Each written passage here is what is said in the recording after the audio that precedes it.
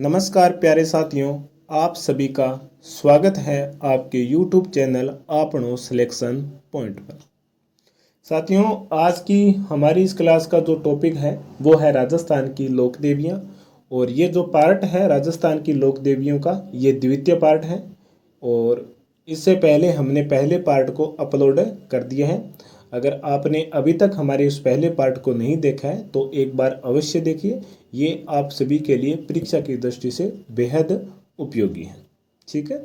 इसके अलावा हमने हमारे इस ऑनलाइन प्लेटफॉर्म पर राजस्थान के इतिहास से संबंधित जितनी भी क्लासें हैं वो भी हमने अपलोड कर दी हैं।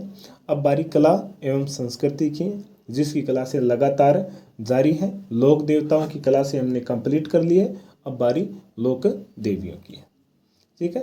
क्लास में आगे बढ़ने से पहले आपको एक काम मेरा भी करना है कि हमारे इस YouTube चैनल आपनो सिलेक्शन पॉइंट को सब्सक्राइब करना है और बेल आइकन को भी प्रेस करना है, ताकि हमारी जो भी नई वीडियो हो उसका नोटिफिकेशन आपको प्राप्त हो जाए।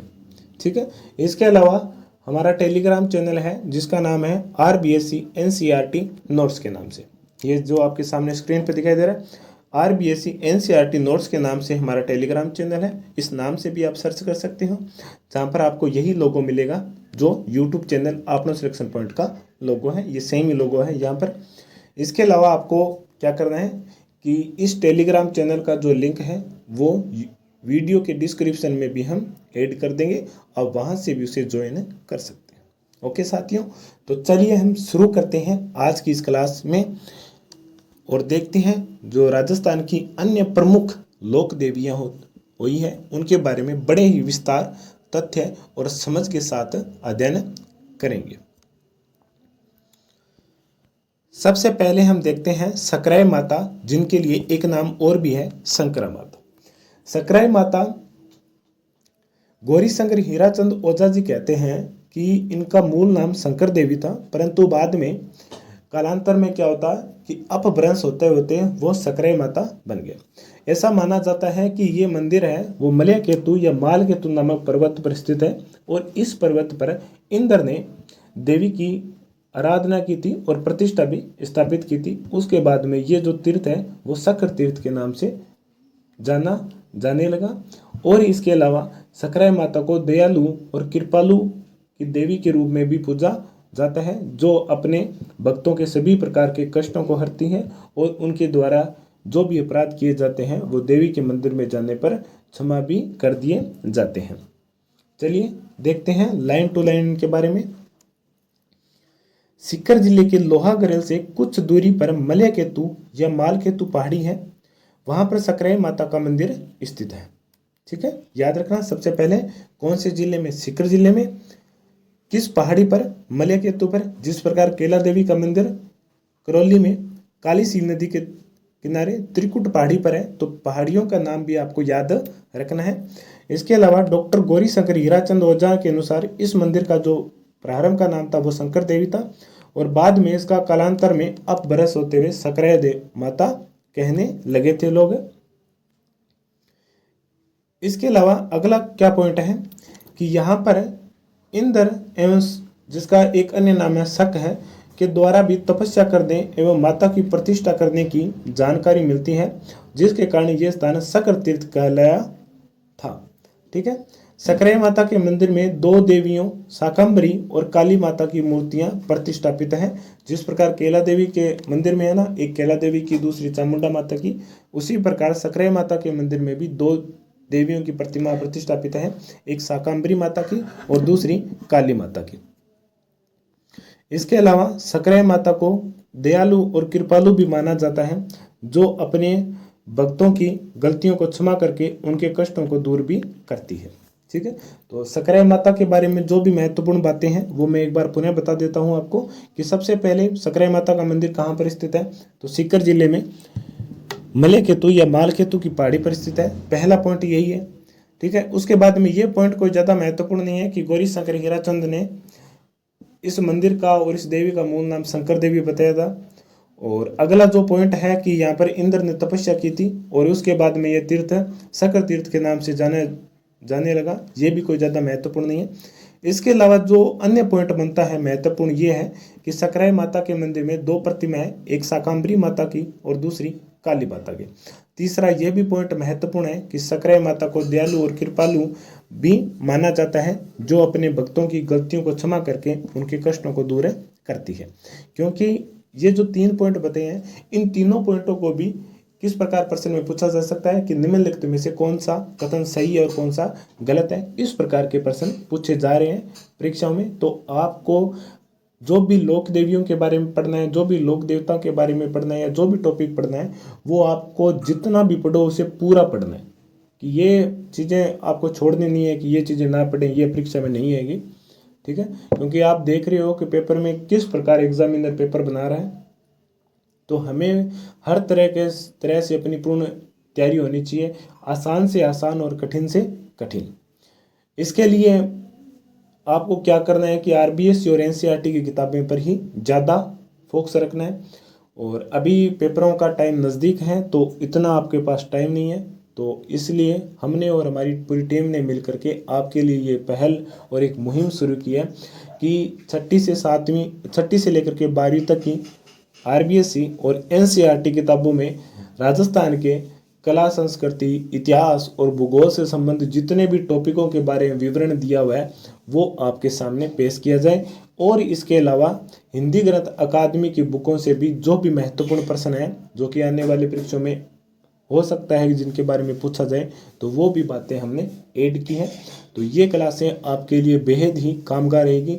और आप चाहे बीएसटीसी की तैयारी कर रहे हो या असिस्टेंट प्रोफेसर की तैयारी कर रहे हो, इसके अलावा 2nd grade, 1st grade, REET, पटवार, एलडीसी, वीडियो, इन सभी भर्तियों के लिए जिनमें ये टॉपिक लगते हैं, आपको ये टॉपिक और कहीं से भी पढ़ने की आवश्यकता नहीं रहेगी। ठीक है, इस बात का विशेष रूप से ध्यान रखना है। चलिए आगे जिक्र करते हैं दधी माता के बारे में। दधी माता जिनका जो मंदिर है वो गोठ मंगलोद, जो कि नागौर का एक गांव है, वहां पर स्थित है। दधी माता के बारे में माना जाता है कि ये दादिश ब्राह्मणों की कुल देवी है। दादिश के लिए एक दाहिमा शब्द का भी प्रयोग किया जाता है, उनकी कुल देवी है। ठीक है, चलिए लाइन टू लाइन देखते हैं। नागौर जिले की जायल तहसील के गोठ मंगलोद नामक गांव की सीमा पर दधी माता का एक भव्य मंदिर बना है। कौन से? जायल। अब इस जायल तहसील का नाम लेते ही आपको मन में क्या याद आना चाहिए? बाबूजी। और बाबूजी का जो विरोधी समकक्षी विरोधी था जिंदराव खिंची, उसका नाम याद आना चाहिए आपको। ठीक है, क्योंकि इस प्रकार आप एक दूसरे से जोड़ करके भी अपनी तैयारी है उसको एक आसान बना सकते हो। मंदिर के प्रांगण में एक शिलालेख प्राप्त हुआ है, जिससे क्या प्रमाण मिलता है कि दाहिमा ब्राह्मण इस मंदिर को अपने पूर्वजों के द्वारा निर्मित दधी माता का मंदिर मानते हैं। ठीक है, और यही प्रमाण मिलता है कि ये मंदिर है वो दधी माता का है और दाहिमा ब्राह्मणों के जो पूर्वज हैं उनके द्वारा निर्मित है। चलिए अगले पॉइंट को देखते हैं। दधी माता या दाहिमा और दादिश ब्राह्मणों की कुलदेवी है। वर्तमान में मंदिर के जो गर्भगृह की बाहरी दीवारों पर दिक्करपाल मूर्तियों के साथ के मध्य गणेश जी, क्षेमकारी और पंचांगनी तपस्यारत गौरी की प्रतिमा भी बनी है। अब दिक्करपाल मूर्तियां कौन सी होती है?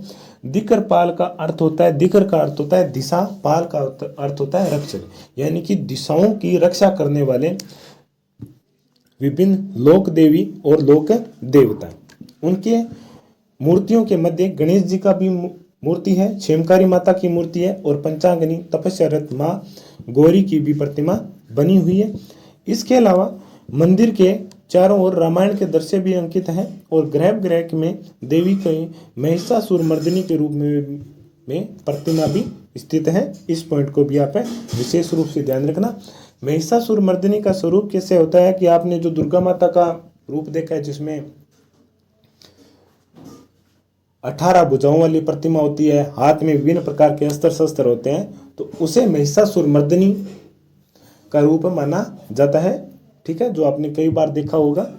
राजस्थान और गुजरात में भी दर्शनार्थी दर्शन हेतु विशेषकर दाहिमा ब्राह्मण अपने पुत्र और जन्म पुत्र के जन्म और विवाह आदि के अवसरों पर देवी के दर्शन करने आते हैं। ठीक है, तो दधी माता का जो मंदिर है उनकी जो विशेषता है उनके बारे में एक बार पुनः देख लेते हैं दधी माता के मंदिर के बारे में, कि दधी माता का जो मंदिर है वो जायल तहसील के गोट और मंगलोद नामक गांव की सीमा पर स्थित है। दधी माता का मंदिर कहाँ पर स्थित है? जायल तहसील जो कि नागौर में है, कि गोट मंगलोद नामक गांव में स्थित है। मंदिर के प्रांगण में मिले शिलालेख के आधार पर हम यह प्रमाण मिलता है कि यह दाहिमा ब्राह्मणों के पूर्वजों के द्वारा निर्मित दधी माता का मंदिर है। ठीक है, अगला पॉइंट देखते हैं। दधी माता दाहिमा या दादिश ब्राह्मणों की कुल देवी है। वर्तमान में मंदिर के गर्भगृह की जो बाहरी दीवारें हैं वहां पर दिक्करपाल मूर्तियों के मध्य गणेश जी, क्षेमकारी देवी और पंचांगिनी तपस्यारत गौरी की प्रतिमा भी बनी हुई है। इसके अलावा मंदिर के चारों ओर रामायण के दृश्य भी अंकित हैं तथा गर्भगृह में देवी की महिषासुर मर्दिनी के रूप में प्रतिमा प्रतिष्ठापित है। राजस्थान और गुजरात से विभिन्न दर्शनार्थी माता के दर्शन हेतु आते हैं और विशेष करके दाहिमा ब्राह्मण जो अपने पुत्र की प्राप्ति या विवाह आदि के अवसरों पर देवी के दर्शन करने आते हैं। तो इसमें कुछ बातें महत्वपूर्ण हैं, जैसे कि मंदिर के गर्भगृह में जो माता की प्रतिमा है वो महिषासुर मर्दिनी है। ठीक है, पहला पॉइंट। दूसरा कि गोठ मंगलोद नागौर जिले में स्थित है इनका माता का मंदिर। दूसरा पॉइंट, ये दादीचों और दाहिमा ब्राह्मणों की कुल देवी है। तो ये 3 पॉइंट है दधी माता के बारे में महत्वपूर्ण, आपको ध्यान रखना है। चलिए आगे चलते हैं, शीला देवी के बारे में पढ़ते हैं। आमेर के कछवा राजवंश की कुल देवी शीला देवी का मंदिर है, आमेर के किले में स्थित है। शीला देवी है आमेर के कछवाए राजवंश की जो कुल देवी है वहां पर इनका मंदिर स्थित है। शीला देवी की जो ये प्रतिमा है ये बंगाल में राजा केदार के यहाँ पूजा की जाती थी और इस संबंध में ये कहावत भी है कि जहां पर भी इस प्रतिमा का पूजन किया जाता था उस क्षेत्र में कभी भी हार का सामना नहीं कर पाते और उस क्षेत्र को न ही कोई विरोधी जीत पाता, ऐसी सामाजिक मान्यता है। परंतु अकबर के समय मान सिंह जयपुर का शासक हुआ था। उन्होंने मान सिंह प्रथम ने पूर्वी बंगाल के शासक केदार से जसोर नामक गांव था वहां पर स्थापित ये अष्टभुजी भगवती की प्रतिमा ला करके उसे आमेर के दुर्ग में प्रतिस्थापित करवाया था। और जो वर्तमान का जो मंदिर है वो मान सिंह द्वितीय के द्वारा करवाया गया था। वर्तमान में जो मंदिर है वो मान सिंह द्वितीय के द्वारा करवाया गया था, परंतु देवी की प्रतिमा को मान सिंह प्रथम बंगाल के शासक केदार से लेकर आए थे जसोर नामक गांव से। शीला देवी की जो प्रतिमा है वो भी महिषासुर मर्दिनी है और इस प्रतिमा की जो शैली है वो पाल शैली है। ये पॉइंट बेहद ही महत्वपूर्ण है, आपको कंफ्यूज कर देने वाला है और प्रश्न को अधिक कठिन बनाने वाला भी है कि शीला देवी की जो प्रतिमा है वो किस शैली में है, पाल शैली में है और काले संगमरमर की है और जो कि जिसकी ऊंचाई कितनी है 3 फीट है। अब इसमें जो एक पॉइंट तो ये है कि पाल से लिया, दूसरा ये काले संगमरमर के पत्थर से निर्मित है प्रतिमा है और तीसरा पॉइंट इसमें क्या होता है कि देवी का मुख का थोड़ा वक्रपन यानी कि टेढ़ा है। देवी का मुख एकदम प्रत्यक्ष रूप से सामने ना होकर के थोड़ा सा टेढ़ा है। जिस प्रकार हमने देखा था शीतला देवी के उनमें अनगढ़ी हुई है यानी कि उसे पूर्ण मूर्ति के आकार में या देवी के रूप में नहीं बनाया गया है और उस प्रतिमा पर गांठ सी छोटी छोटी वो भी हुई है जो कि चेचक का रूप मानी जाती है। जयपुर के कछवा राजवंश की कुलदेवी होने के कारण प्रारंभ में राज परिवार के द्वारा इनकी पूजा की जाती है और उसके बाद में जन सामान्य के लिए ये मंदिर खोला जाता था। ठीक है, तो शीला देवी के बारे में हर एक बात महत्वपूर्ण है, आप एक बार पुनः देख लेते हैं कि आमेर के कछवा राजवंश की कुल देवी है शीला देवी। आमेर के कछवा राजवंश की कुल देवी, जिस प्रकार बीकानेर के राठौड़ों की कुल देवी करणी माता, नागणेची माता जोधपुर के राठौड़ों की कुल देवी, केला देवी करौली के यादवों की कुल देवी है, उसी प्रकार और इसके अलावा जीर्ण माता चौहानों की कुल देवी है। उसी प्रकार शीला देवी आमेर के जो कछवाए हैं उनकी कुल देवी है। इस प्रतिमा को बंगाल के राजा केदार से उनके गांव जसोर नामक गांव से मान सिंह प्रथम अकबर के शासनकाल में लेकर आया था, जो जब वो बंगाल के अभियान पर गया हुआ था, और इस मूर्ति को ला करके आमेर के दुर्ग में प्रतिस्थापित करवाई थी। माना जाता है कि वर्तमान मंदिर मान सिंह द्वितीय के द्वारा पूर्ण करवाया गया था। शीला देवी की ये जो प्रतिमा है वो महिषासुर मर्दिनी के स्वरूप में है, और ये पाल शैली में निर्मित है। ये दक्षिणी शैली है, पाल शैली, और ये मूर्ति है वो काले संगमरमर की, और जिसकी ऊंचाई है 3 फुट। इसके अलावा देवी का जो मुख है वो थोड़ा वक्रपन लिए हुआ है, ठीक है। इसके अलावा राज परिवार की कुल देवी होने से सर्वप्रथम राज परिवार के द्वारा पूजा संपन्न करने के बाद में जन सामान्य के लिए ये इस मंदिर के द्वारा खोले जाएंगे। अब यहाँ पर कुछ बातें जो महत्वपूर्ण है वो मैं बताता हूँ, और परीक्षा में इस प्रश्न को किस प्रकार का कठिन लेवल का बनाया जा सकता है। जैसे कि आसान में अगर भाषा में पूछे कि शीला देवी की जो मंदिर है वो कहाँ पर स्थित है, आमेर के किले में। अब यहाँ पर आप कंफ्यूज मत होना ना, आमेर का किला अलग है और जयगढ़ का किला अलग है। ये दोनों एक दूसरे के नज़दीक में स्थित है। अगर आपने देखा होगा और कहीं पर भी पढ़ा होगा, अगर नहीं पढ़ा है तो हम जो दुर्ग वाला स्थापत्य से संबंधित टॉपिक आएगा वहां पर ये आपका जो डाउट है वो क्लियर कर देंगे। याद रखना है, आमेर का किला अलग है और जयगढ़ का जो किला है दोनों है जयपुर में ही, परंतु है दोनों पृथक पृथक, ठीक है। पहली बात तो आपको ये ध्यान में रखनी है, क्योंकि ये प्रश्न आसान भाषा में रखा जा सकता है, परंतु आप वहां पर आमेर और जयगढ़ दोनों देख करके कंफ्यूज भी हो सकते हो, इसलिए मैंने ये आप चीज को बता दिया।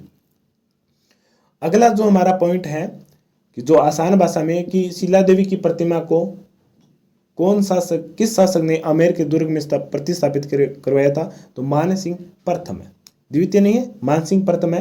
हालांकि वर्तमान स्वरूप का जो मंदिर है वो द्वितीय ने बनवाया था, परंतु मूर्ति को प्रतिस्थापित किसने करवाया था, प्रथम ने। 2 बातें। तीसरी बातें जो कि अक्सर प्रश्नों में पूछी जा चुकी है कि इस देवी की प्रतिमा को किस अभियान के दौरान मान सिंह आमेर के किले में लेकर आए थे, तो बंगाल अभियान के। ये 3 प्रश्न तो सामान्य से हैं और कई बार पूछे भी जा चुके हैं। अब थोड़ा कठिन क्या होगा कि उस गांव का नाम पूछ लिया जाएगा, तो अब आपका उत्तर क्या होगा, जसोर नामक गांव है जो कि पूर्वी बंगाल में स्थित है। पहला प्रश्न। दूसरा इसमें जो महत्वपूर्ण प्रश्न बनता है या इस प्रकार का हो सकता है कि निम्नलिखित में से कौन सा कथन गलत है, कौन सा कथन सही है शीला देवी के मंदिर के बारे में। इसमें क्या होगा कि देवी की जो प्रतिमा है वो महिष मर्दिनी के रूप में है और पाल शैली में निर्मित है। किस शैली में, पाल शैली में निर्मित है।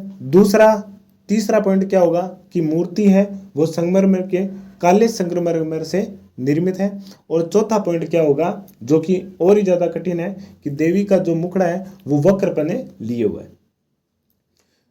ठीक है। तो इस प्रकार ये चारों के चारों पॉइंट आपको जो राजस्थान के जीके में मंदिर स्थापत्य से संबंधित प्रश्न है उस प्रश्न का लेवल कठिन बना सकते हैं, परंतु आपके सामने हमने वो सभी के सभी जो डाउट थे या जिस कारण प्रश्न कठिन बनता है उन सभी बातों को हमने आपके सामने रख दिया है। अब आपको ये ध्यान रखना है कि आपको इन सभी बातों को अपने मस्तिष्क में बैठाना है, ठीक है। चलिए आगे चलते हैं, राजस्थान की एक अन्य लोक देवी आशापुरी देवी के बारे में चर्चा करते हैं। आशापुरा, जिसका नाम है कि आशा को पूर्ण करने वाले, ये जालोर के चौहान शासकों की कुलदेवी है। जो जीण माता थी वो अजमेर के चौहानों की कुलदेवी थी और जालोर के चौहानों की कुलदेवी है वो आशापुरा देवी है।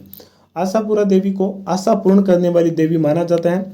जालोर जिले के मंदिरों में आशापुरी माता के मंदिर के प्रांगण में कदम के वृक्ष भी लोगों की श्रद्धा का केंद्र बने हुए हैं। यानी जालोर जिले में आशापुरा माता का जो मंदिर है उनके प्रांगण में कदम के वृक्ष है। कदम वृक्ष जिसे देव वृक्ष के नाम से भी पूजा जाता है, ये बहुत ही पवित्र वृक्ष माने जाते हैं।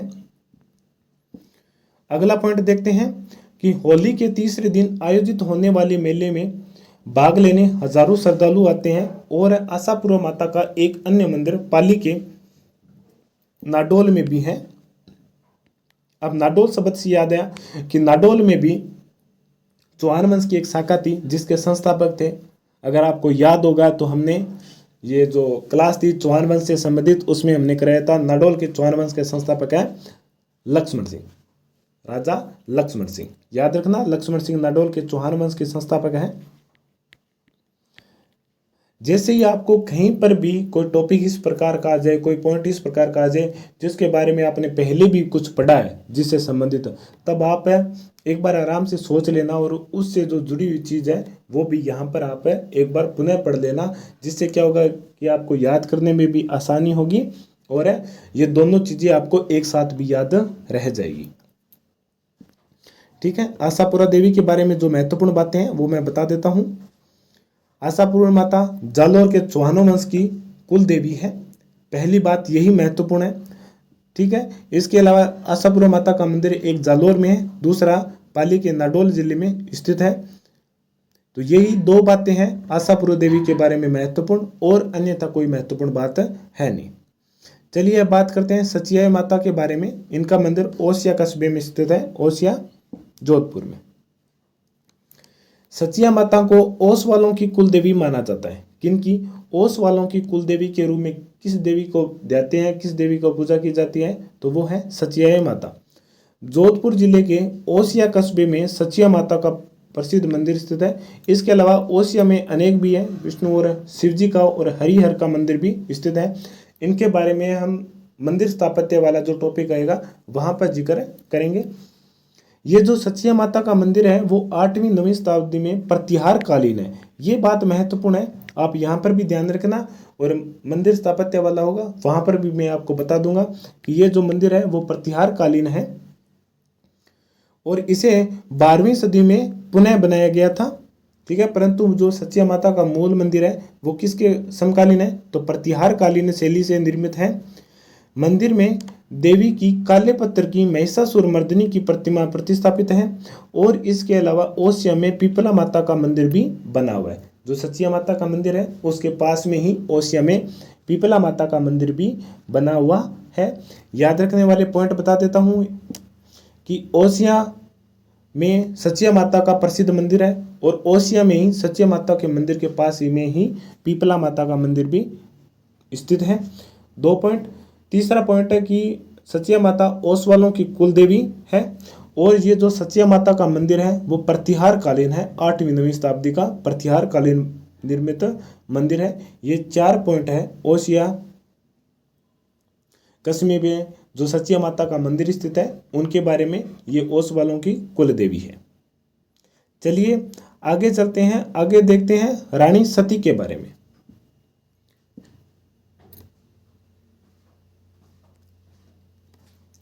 रानी सती जिनका मूल नाम है नारायणी बाई। रानी सती मूल नाम नारायणी बाई, इनके पति का नाम है तनदन दास, जो हिसार के नवाब के सैनिकों के द्वारा मौत के घाट उतार दिए गए थे।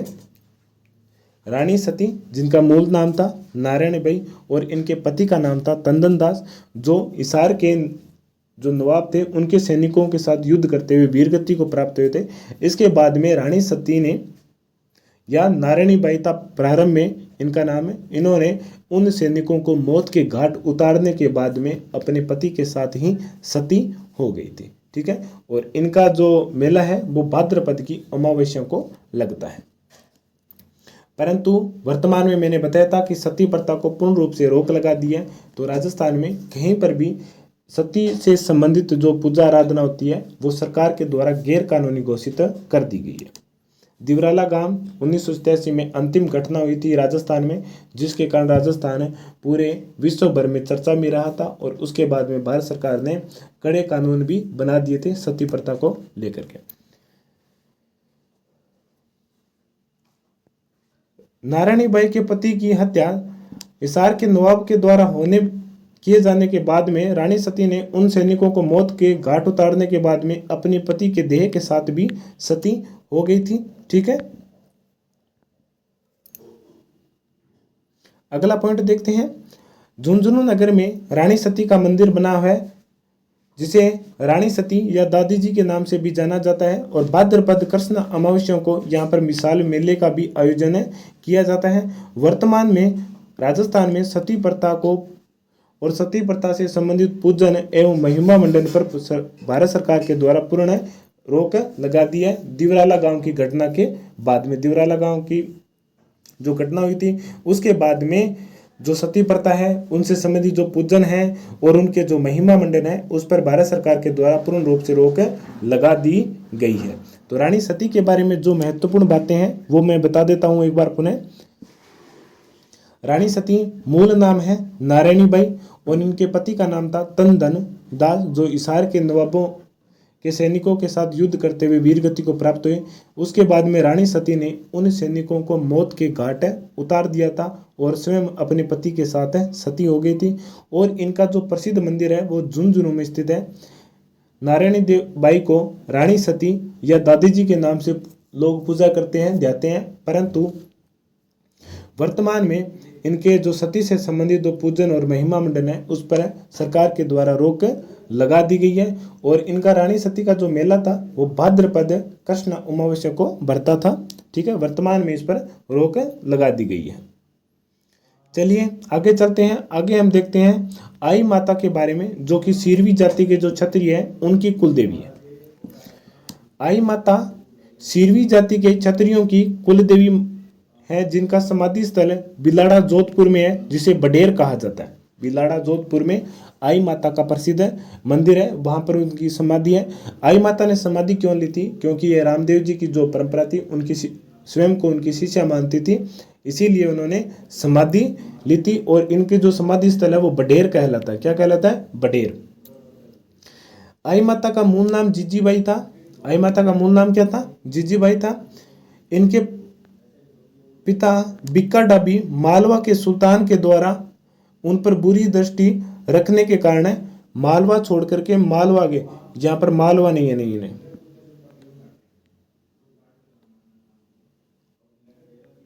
इनके आई माता जिनका मूल नाम था जीजाबाई, थोड़ा सा कंफ्यूज है, यहाँ पर मैं आपको क्लियर कर देता हूँ। यहाँ पर थोड़ी सी टाइपिंग में मिसप्रिंट हो है। आई माता जिनका मूल नाम है जीजाबाई, इनका मंदिर है बिलाड़ा जोधपुर में, जिसे बडेर कहा जाता है। इन्होंने समाधि ली थी। आई माता के पिता का नाम था बिक्का डाबी। मालवा के प्रारंभ में ये मालवा प्रांत में रहते थे और मालवा के सुल्तान के द्वारा आई माता पर बुरी दृष्टि रखने के कारण इनके पिता बिक्का डाबी आई माता के साथ मालवा छोड़ करके कहां पर आ गए थे? मारवाड़ आ गए थे। याद रखना, मारवाड़ से आई यहां पर, और मारवाड़ जोधपुर में है। यहाँ पर इनका प्रसिद्ध मंदिर है। मैं एक बार पुनः लिख देता हूँ, यहाँ पर कलर में लिख देता हूँ, याद रखना, मारवाड़।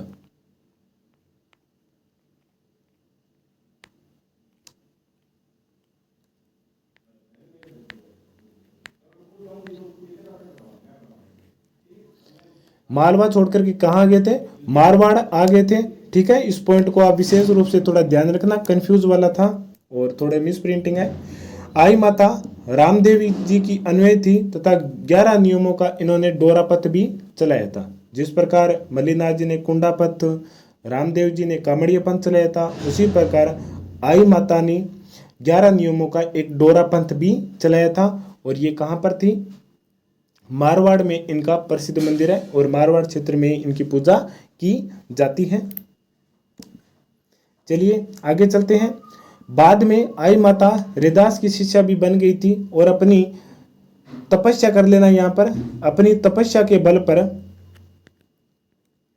मैं वापिस आता हूँ इस प्रकार की मानवीय भूल के लिए, क्योंकि टाइपिंग में कई बार गड़बड़ हो जाती है, के बल पर बिलाड़ा में परम ज्योति में विलीन हो गई थी। आई माता का जो मंदिर है वो नीम के पेड़ के नीचे स्थित है। लोक देवताओं के जो ज्यादातर मंदिर है वो खेजड़ी वृक्ष के नीचे है और आई माता का जो मंदिर है वो नीम के पेड़ के नीचे स्थित है।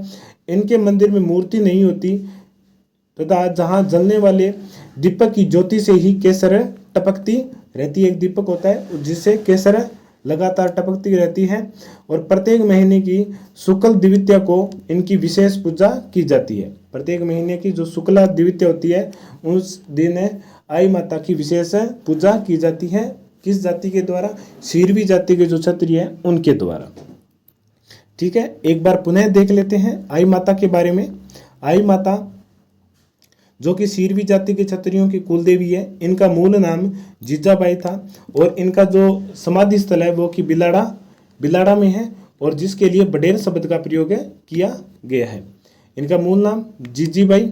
इनके पिता का नाम है बिक्का डाबी। ये प्रारंभ में मालवा में रहते थे परंतु मालवा के सुल्तान के द्वारा आई माता पर बुरी नज़र रखने के कारण उनके पिता मालवा से मारवाड़ में आ गए थे अपनी पुत्री के साथ में।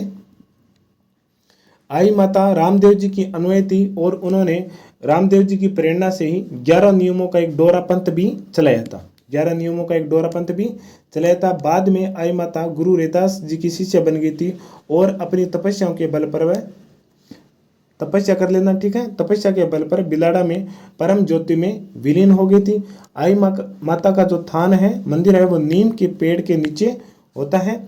इनके मंदिर में मूर्ति नहीं है तथा यहाँ जलने वाले दीपक की ज्योति से ही लगातार केसर टपकती रहती है और प्रत्येक महीने की शुक्ल द्वितीया को आई माता की विशेष रूप से पूजा भी की जाती है, ठीक है। तो ये है आई माता, सिरवी जाति की कुल देवी। बिलाड़ा में इनकी समाधि स्थल है। इनके समाधि स्थल को बडेर कहा जाता है। रामदेव जी की अनुयायी थी और उनकी प्रेरणा से इन्होंने 11 नियमों का डोरा पंथ भी चलाया था। इसके अलावा कुछ और बातें ये प्रारंभ में मालवा में थी, परंतु बाद में किसी घटना के कारण वो मारवाड़ में आकर के रहने लगी थी। इनका जो मंदिर है वो नीम के पेड़ के नीचे होता है। और एक अन्य बात कि इनके मंदिर में देवी की प्रतिमा नहीं होती, बल्कि एक दीपक जलता रहता है जिससे लगातार केसर टपकती रहती है, ठीक है। चलिए आगे देखते हैं स्वांगिया माता के बारे में। स्वांगिया माता जैसलमेर के भाटियों की कुल देवी है। जैसलमेर के भाटियों की कुल देवी है स्वांगिया माता। जैसलमेर राज्य के राज चिन्ह में मुड़ा हुआ बाला इनके हाथ में दिखाया गया। जो स्वांगिया माता है उनका जो बाला है वो थोड़ा सा आगे से वक्र है, यानी मुड़ा हुआ है। वो प्रतीक चिन्ह के रूप में जैसलमेर के जो भाटी शासक है उनके राजध्वज में है। जैसलमेर के दुर्ग के जो राजप्रसाद है वहीं पर स्वांगिया माता का मंदिर भी बना हुआ है। इसके अलावा मारोट, लोदरवा आदि जगहों पर भी स्वांगिया देवी का जो प्रतिमा है वो स्थापित है, ठीक है।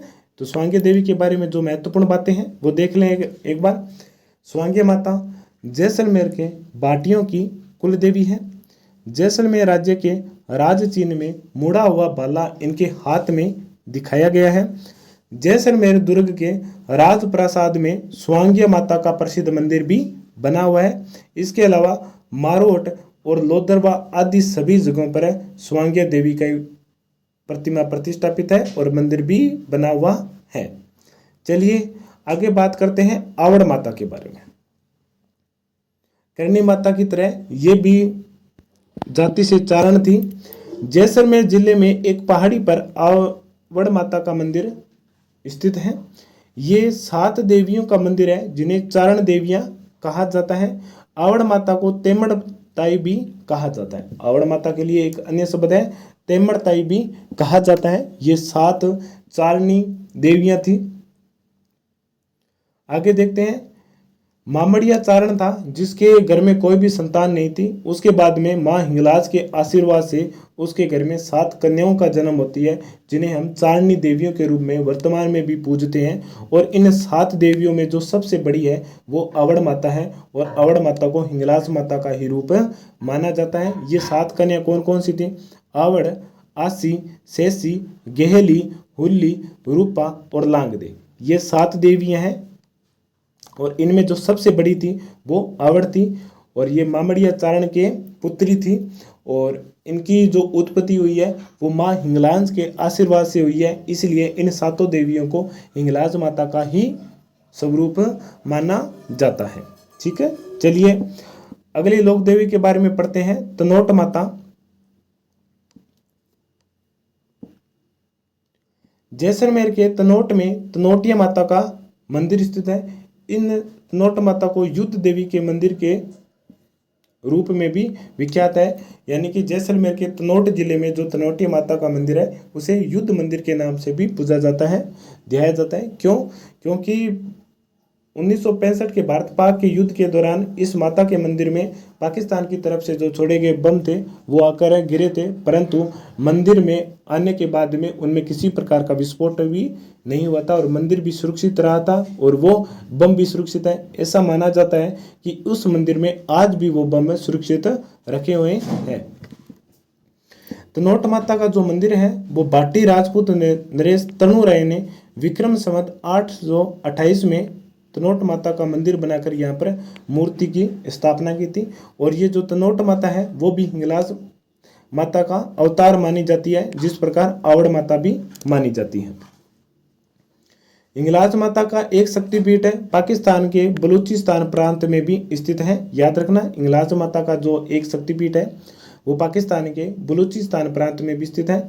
1965 के भारत पाक युद्ध के दौरान अप्रत्यक्ष रूप से माता के द्वारा भारतीय सैनिकों की मदद की गई थी और इसी के एवज में 1965 के भारत पाक युद्ध के विजय के प्रतीक के रूप में एक विजय स्तंभ भी इस देवी के मंदिर के प्रांगण में बना हुआ भी है। राज्य में सेना के जवान इस देवी को पूजते हैं तथा मंदिर की आरती और देखरेख का कार्य भी बीएसएफ करते हैं, बॉर्डर सिक्योरिटी फोर्स के द्वारा की जाती है। तनोट माता को थार की वैष्णो देवी भी कहा जाता है। भारत पाक युद्ध 1965 में भारत की विजय का प्रतीक विजय स्तंभ भी यहाँ पर बना हुआ है। ठीक है, तो तनोट माता के बारे में जो भी महत्वपूर्ण बातें थी वो एक बार पुनः देखते हैं। तनोट माता का मंदिर जैसलमेर के तनोटिया गांव में स्थित है। इस मंदिर को युद्ध देवी के मंदिर के नाम से भी जाना जाता है। इस मंदिर का निर्माण जैसलमेर के भाटी शासक तनु राय के द्वारा 828 में बनाया गया था विक्रम संवत। तनोट माता को हिंगलाज माता का रूप माना जाता है। इसके अलावा हिंगलाज माता का जो शक्तिपीठ है वो पाकिस्तान के बलूचिस्तान प्रांत में भी स्थित है। 1965 के भारत पाक युद्ध के दौरान अप्रत्यक्ष रूप से माता के द्वारा भारतीय जवानों की मदद की गई थी और इस देवी का जो मंदिर है इनकी पूजा आराधना और मंदिर की जो देख रेख है वो बीएसएफ के जवानों के द्वारा ही की जाती है। इसके अलावा तनोट माता को थार की वैष्णो देवी भी कहा जाता है और यहाँ पर भारत पाक 1965 में भारत की विजय का प्रतीक विजय स्तंभ भी इस मंदिर के प्रांगण में बना हुआ है। ठीक है, चलिए आगे चलते हैं। आगे देखते हैं नारायणी देवी, जो कि नाई जाति की कुल देवी है। नारायणी देवी किस जाति की? नाई जाति है, उनकी कुल देवी है नारायणी देवी। इनका बचपन का नाम है करमेती बाई। बचपन का नाम क्या है? करमेती बाई। इनका जो मंदिर है वो राजगढ़ तहसील में बरबा डूंगरी की तलहटी में स्थित है और इस मंदिर की भी खासियत क्या है कि यहाँ पर प्रत्यार शैली में ये मंदिर बना हुआ है। याद रखना है आपको नारायणी माता के मंदिर के बारे में, जैसे सचिया माता प्रत्यार कालीन शैली में बना है, उसी प्रकार नारायणी माता का मंदिर जो कि अलवर के राजगढ़ में बरवा डूंगरी पर स्थित है वो भी प्रत्यार कालीन शैली में बना है। नारायणी देवी नाई जाति की कुल देवी है और इनका जो बचपन का नाम था वो था करमेती बाई। ठीक है, चलिए आगे देखते हैं। पथवारी देवी के माता के नाम तीर्थ यात्रा पर जाते समय और वापस लौटते समय पहले पथवारी माता की पूजा की जाती है और पथवारी गांव से बाहर जाने वाले मार्ग पर स्थापित की जाती हैं। इनके बारे में और ज़्यादा कोई महत्वपूर्ण बात है नहीं, क्योंकि ऐसा नहीं है कि इनका राजस्थान में कहीं पर प्रसिद्ध स्थान है। जहाँ पर जैसे कोई किसी का देहांत होता है उसके बाद में गंगा जी जाते हैं तो उस समय इन माता की जो प्रतिमा है वो हाथ से बनाई जाती है घर में, और जाने से पहले बनाई जाती है और आने के बाद में सबसे पहले इन्हीं की पूजा की जाती है पथवारी गांव। और इसमें इस काला बेरू की भी प्रतिमा बनाई जाती है, गोगा जी की भी प्रतिमा बनाई जाती है। जिस प्रकार हमने मामदेव जी के बारे में पढ़ा था, लोक देवता, उनका भी कोई प्रतिष्ठित राजस्थान में मंदिर नहीं है, परंतु इन्हें बरसात के देवता के रूप में पूजा जाता है। तो गांव के बाहर तोरण के रूप में जो कलात्मक आकृति है उनको प्रतिस्थापित किया जाता है।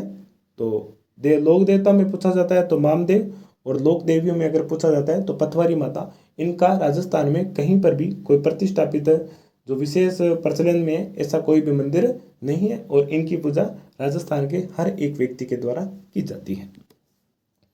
ठीक है साथियों, ये है हमारी आज की क्लास। और आज की क्लास में हमने राजस्थान की कुछ लोक देवियों के बारे में भी बड़े ही विस्तार से और समझ और तथ्य के साथ में अध्ययन किया है।